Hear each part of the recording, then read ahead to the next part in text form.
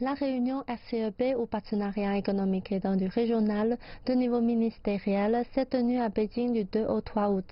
Au cours de ces 2 journées d'échange, les 16 pays participants ont réalisé d'importantes avancées sur les négociations. Débutées en 2012 jusqu'à aujourd'hui, plus de 2/3 des négociations bilatérales sur l'accès au marché ont été finalisées. Les récents résultats obtenus concernent les secteurs des finances, des télécommunications et d'autres services professionnels.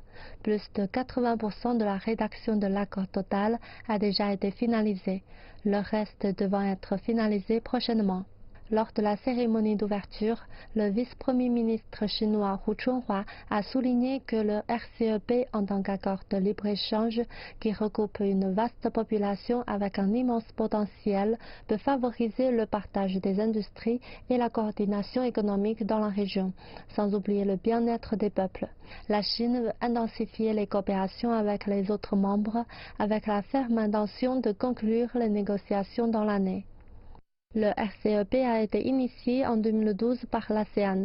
Les parties à la négociation incluent les 10 membres de l'ASEAN et 6 autres pays, la Chine, le Japon, la Corée du Sud, l'Australie, la Nouvelle-Zélande et l'Inde.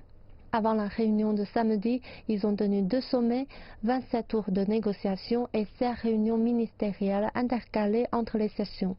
Les hauts dirigeants des 16 pays ont décidé de terminer les négociations d'ici fin de l'année. Ils en sont donc au stage final de ces négociations.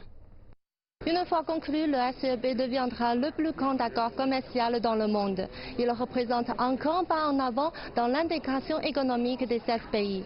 Ce qui est le plus important, c'est qu'il apportera un grand dynamisme dans l'économie mondiale. Zhou Nan et Gao Ning, CGTN français, Pékin.